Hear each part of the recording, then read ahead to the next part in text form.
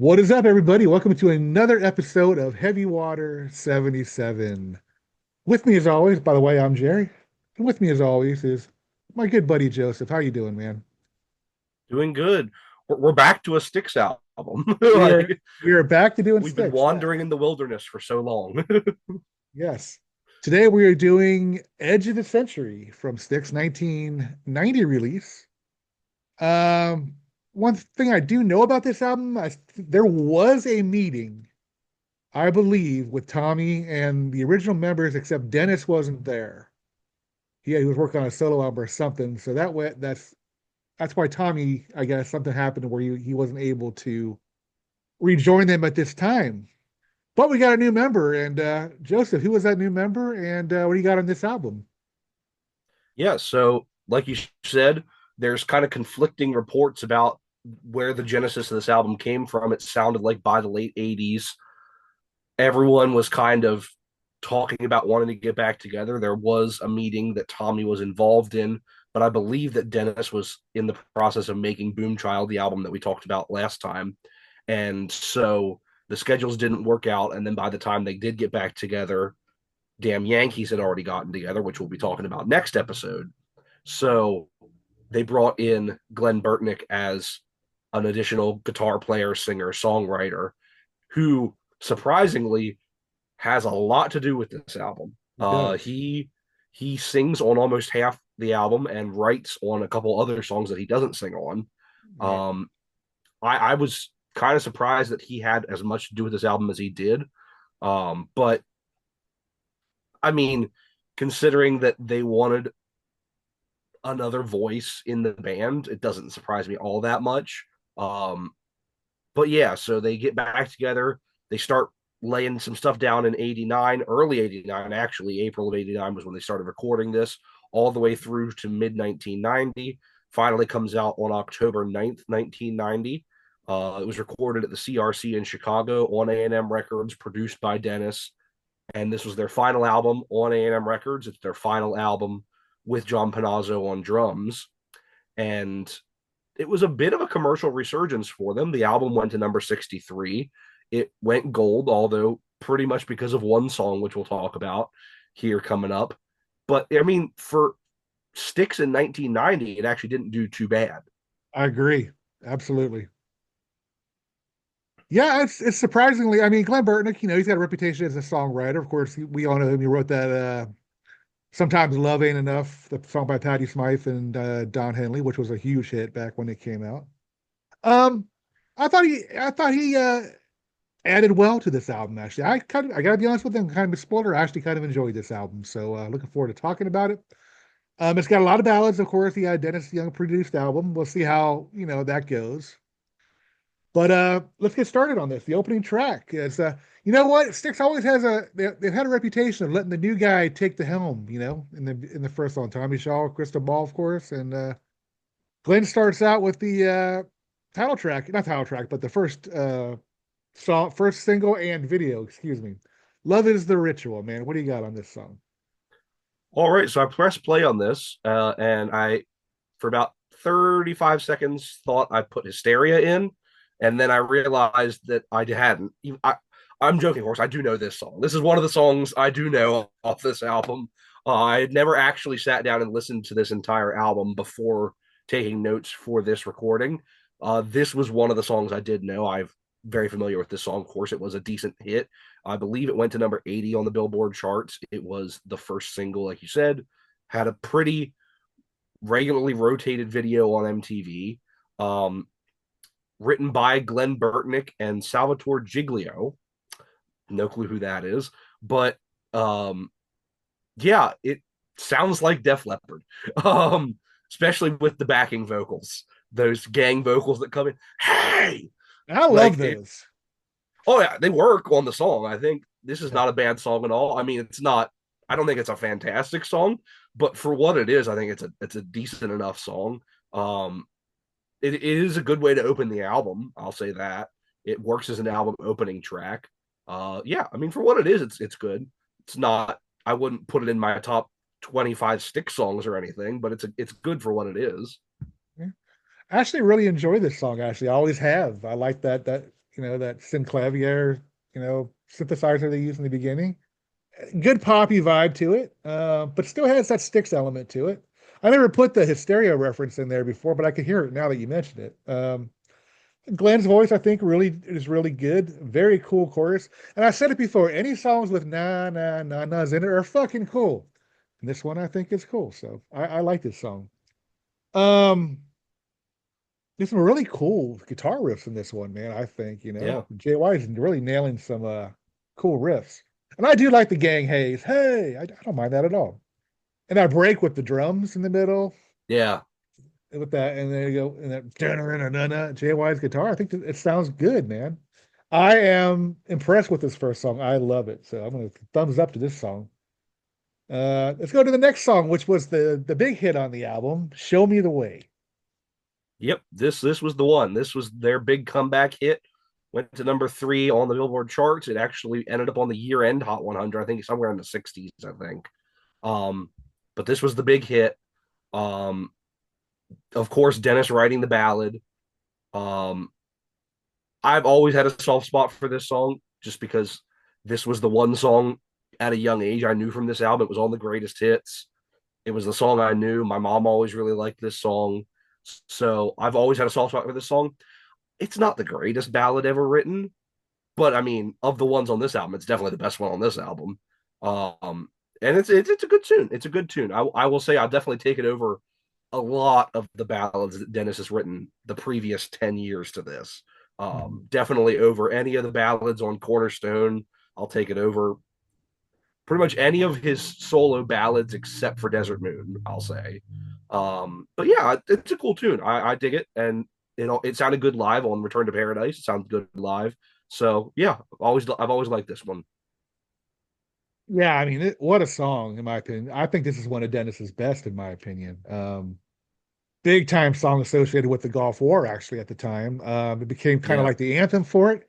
They would play it on the radio, and you'd have tidbits of phone calls, with the relatives wishing their soldiers, safety, and you have some congressional hearing stuff through it every now and then.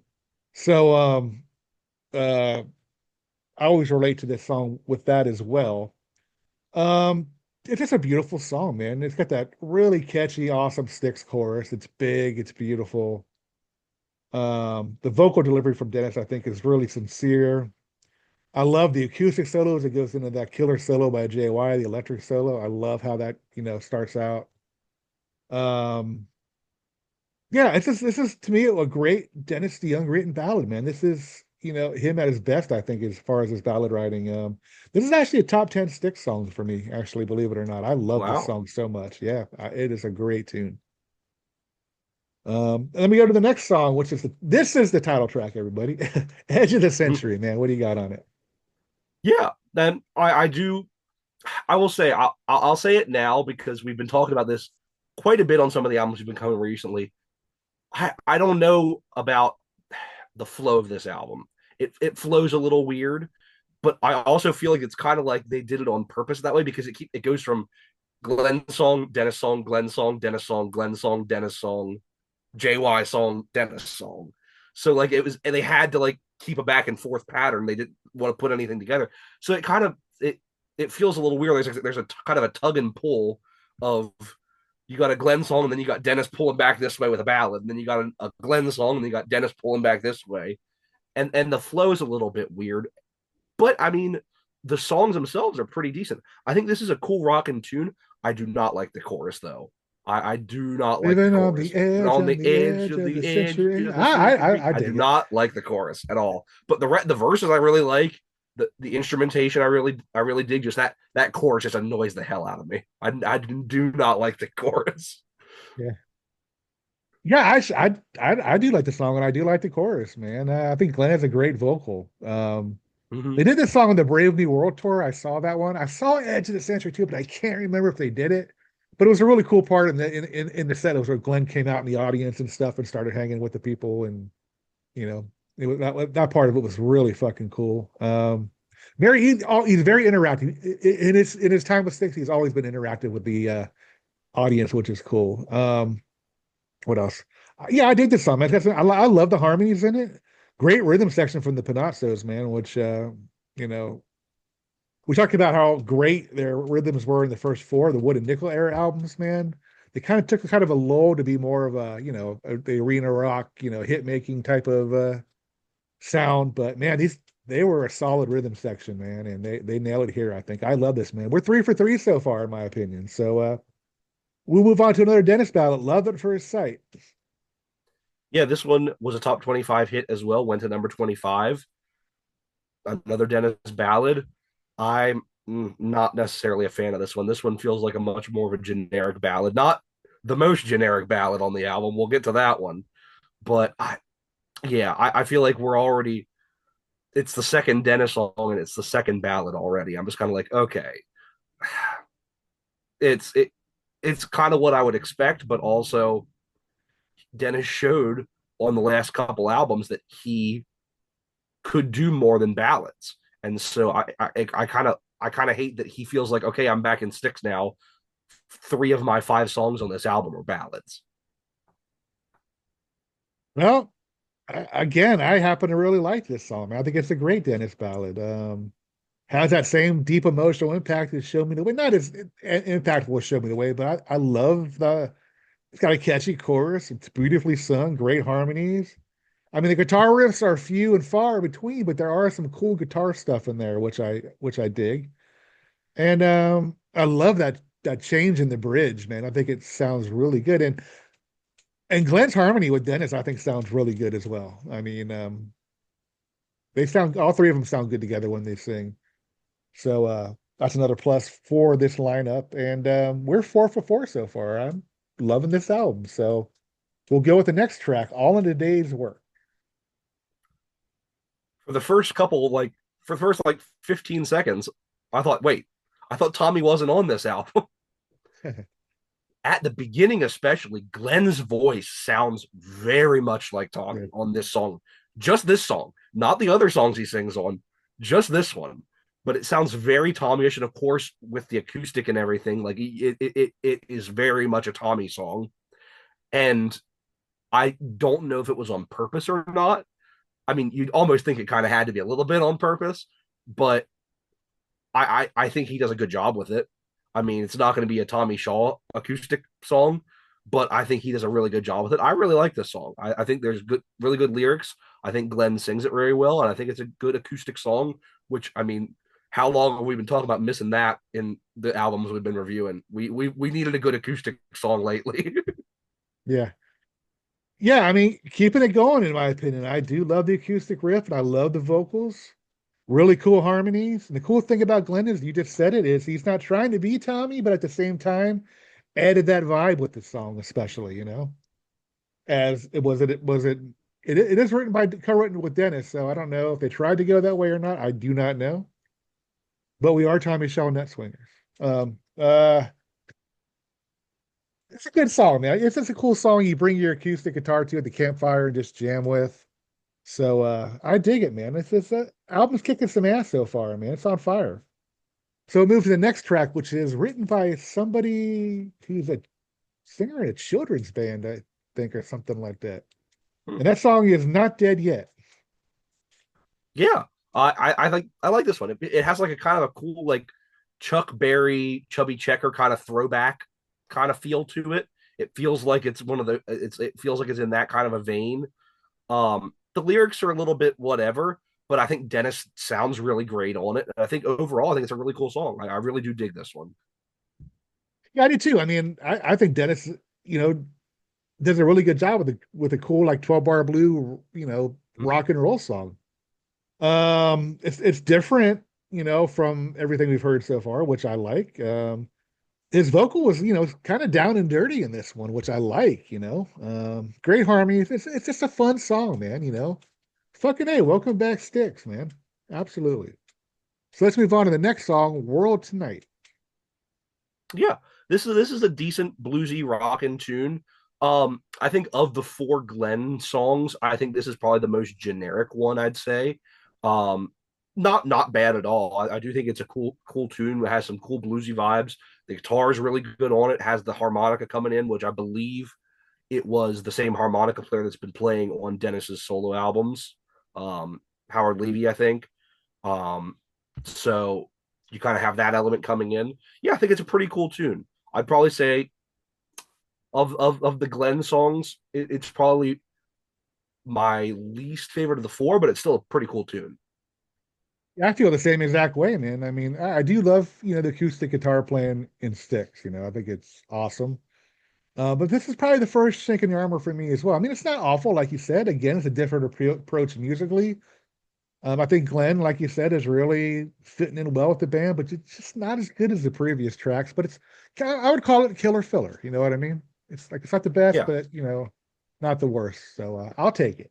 I'm loving this album so far, so I'm gonna hopefully it keeps going. But then we go to Carrie Ann. yeah. This was for some reason released as a single in Germany. Not sure why. Um, yeah, this is one ballad too many. I think I definitely my least favorite ballad on the album. This one really kind of doesn't go anywhere for me. It's kind of, at least I'll say I wasn't a huge fan of Love at First Sight, but at least the things you said about it, I agree with. Like it has power behind it. It goes somewhere. It has some really cool harmonies and some really cool guitar parts. This one just does not. This one really is just kind of a generic ballad, and that it just felt like, oh, we gotta have another one of these. There's not a ballad on side two yet. We gotta put one on. Yeah. I mean, this is okay. I mean, it's not the greatest one on the album, but I don't hate it. I do kind of like it. Perhaps this would have done well on better on some of his solo albums, maybe, because it is better than a lot of stuff on his solo albums, in my opinion. It has a nice chorus, and you're always going to get a good vocal from Dennis, regardless of we like it or not. It's Mm-hmm. just nice. It's nice. It's got a really cool guitar solo, actually. Um, Actually, I do not know if Glenn play. I think Jay White pretty much plays all the leads on this album, if I remember right. I'm I not think 100%, so. I think but Glenn yeah, Glenn plays a lot of support. I think. yeah, I think so. But you can definitely tell his style when you hear it. But yeah, Yeah. I'm gonna say it again. It's nice. Okay. So then we go to the first week. Hey, hello, James Young. We finally get a JY song. Homewrecker, man. What do you got on this? Yeah, this is JY's only lead vocals on the album, which I was kind of upset about. But when I heard this song, I'm like, if this was the best he really had to bring to the table, I'm kind of not surprised there wasn't more JY songs on the album. Not a bad song at all. I mean, it's a JY song, definitely. You can tell it's his style of song. I wouldn't put it up there with one of the best JY songs, but it's a JY song. I'll never turn one of those down. So I'm happy to hear him on the album. I'll say that. Really happy because that's what really makes it feel like Styx is you get that additional voice in there. You Yeah. get Dennis songs, you get Glenn, who's a new voice in there, but he kind of fills that Tommy role a little bit. But really getting to hear that third voice coming in, I think, is what kind of really seals it as a Styx album for me. I mean, like I said, not one of the best JY songs ever, but I'm just happy to hear him on the album. Yeah, I agree with what you said there, but I'd like it. It's kind of a soft JY rocker. You know what I mean? Yeah. I would have liked the guitars turned up a little more and the keys turned down a little bit, but it's all right. Yeah. It does have that kind of Miss America feel with the keyboards. Like after the chorus, they had that little keyboard thing every time. I don't know if Yeah. they were trying to do Miss America part two. I hope not, because that's such a classic. But yeah, again, the guitar solo is nice. I can't knock much about it. It's pretty good. I mean, I'll take it. It's a nice change of pace too to hear a JY song. So absolutely. Mm-hmm. And then we end it with Back to Chicago. Interesting tune here. Yeah. I had to sit with this one a little bit because I started listening to it and I was like, what is this? And it's like kind of knowing where Dennis is going to go in the next couple years. Spoiler alert: we will not be covering those albums. Um, but knowing his sort of transition into show tunes and Broadway music, I can kind of see a start to that. Which I mean, that's been a part of Styx for a very long time. So I'm not going to sit here and act like all of a sudden show tunes. Because I mean, Dennis always had that theatrical flair, and he always kind of brought that into the band, even before Kilroy. Um, but this is really the first time he's bringing it in musically this much, where you kind of have like you got the strings coming in, and you got it feels like a Broadway song, chorus wise, and then you got the horns coming in. And all that being said, though, I don't hate it. I don't think it's a bad song at all. I do actually enjoy it quite a bit. Um, then again, I am a fan of Broadway and show tunes, so like I am too. I do enjoy a lot of musical theater. I mean, I'm a theater director. What do you expect? Um, so while it's not necessarily the kind of song I would expect or even necessarily want to end a Styx album, I do really enjoy the song a lot on its own merit. I'll say that. Yeah, I actually do. I do like this. I don't think the band actually had anything to do with it. I think Dennis had other Not musicians none whatsoever. do. But yeah, I mean it's show tuning. And I like you said, I like Broadway too. This doesn't I kind of like it. Mhm. Um, so I'll take it. It's kind of weird, but you're right. I mean, this is the direction Dennis is going, and he's always been very theatric, and he's proven it here. But There's yeah, I places in this mean, song where it actually feels a little like Elton Johnny in a little bit, kind of some true. places. Yeah. But yeah, I mean, it's kind of cool. You know what?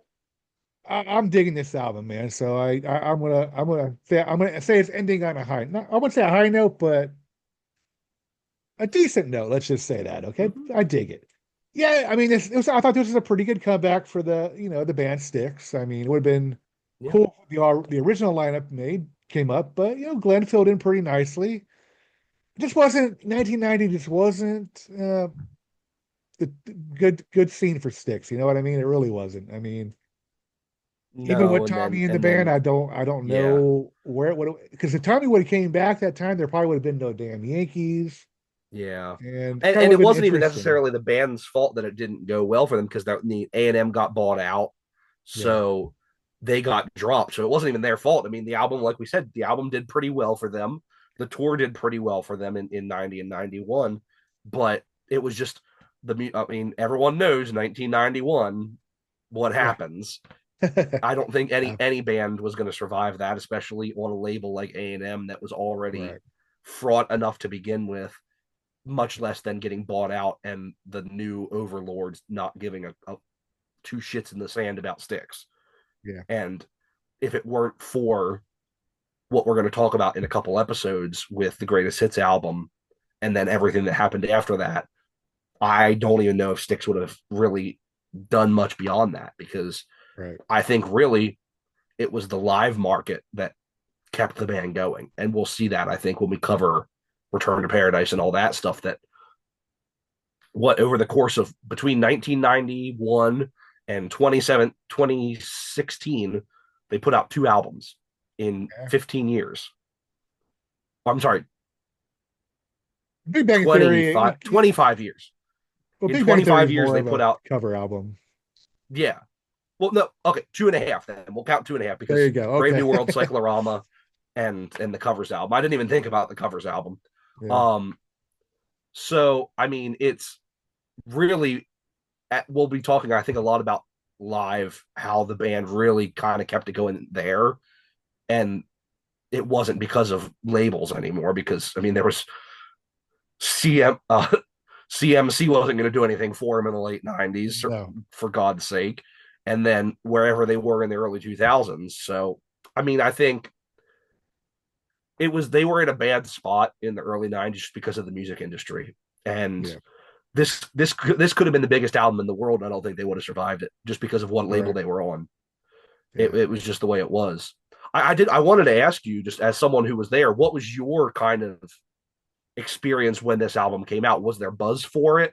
Was there Absolutely not. really? I went to, it was either, what was it? It was, I think it was Rite Aid. I went there and I saw, that's, I'm looking at this. I'm like, I see Sticks on it. So I picked it up. I'm looking at it and I'm like, I don't recognize any of these songs. So I went ahead and bought it. And then I swear Mm-hmm. that same night I saw the video for Love is a Ritual. I'm like, oh, who's this dude?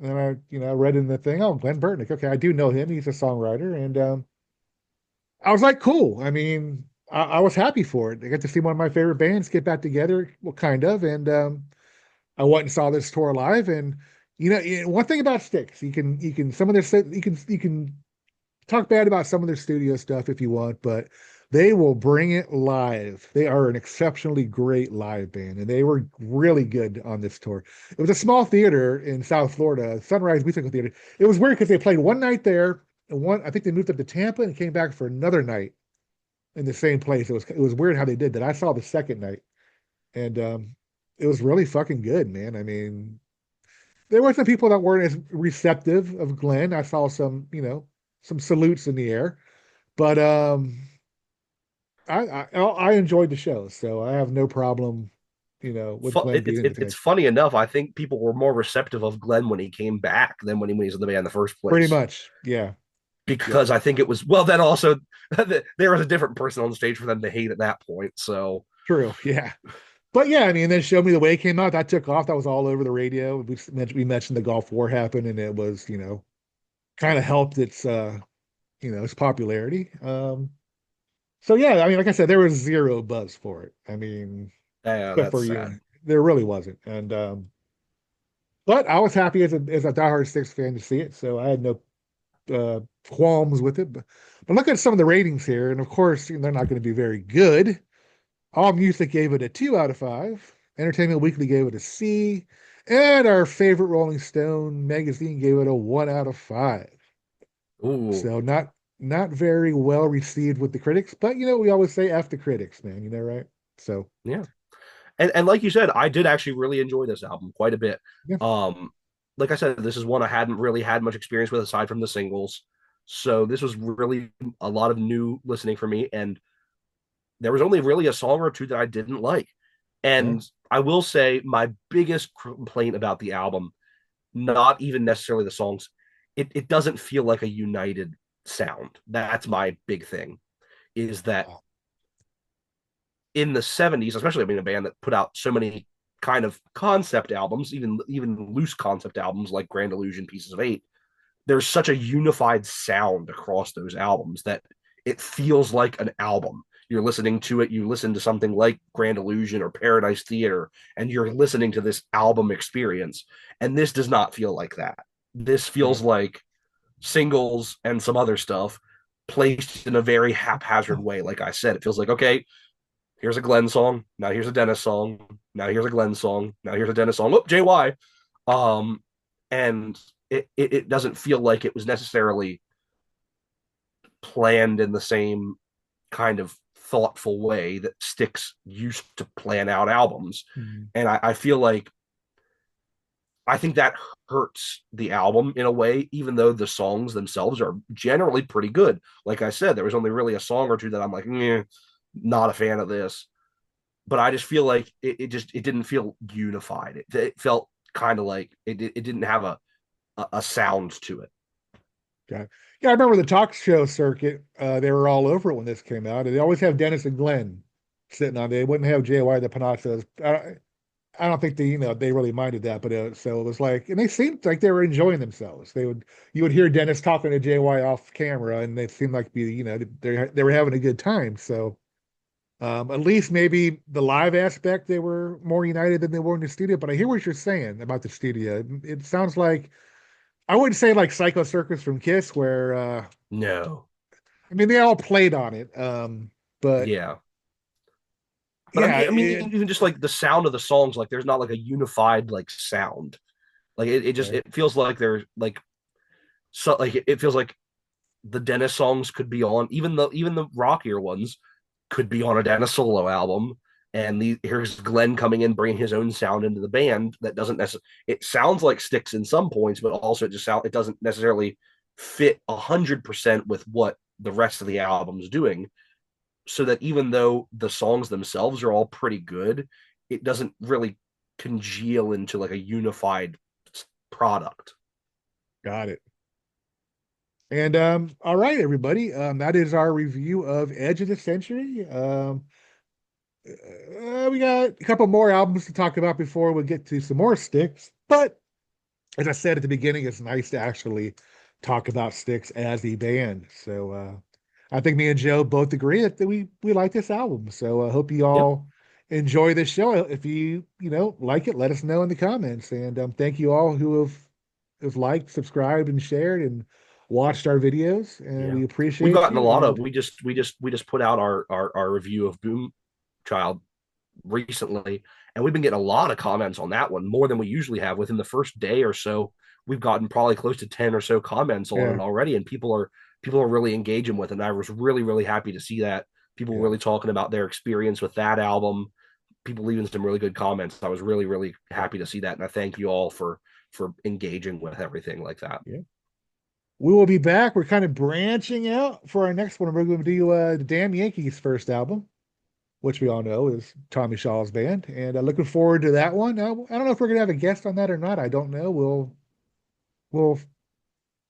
we'll work on that. I don't know if we are or not, but if we do, we will, you know, have a guest. All right, Joe, If we do, man. we do, and if we won't, we If won't. we do exactly, man. All right, Joe, man. Thank you very much, brother. And y'all, you have a good night, and we'll see you next time. Bye bye.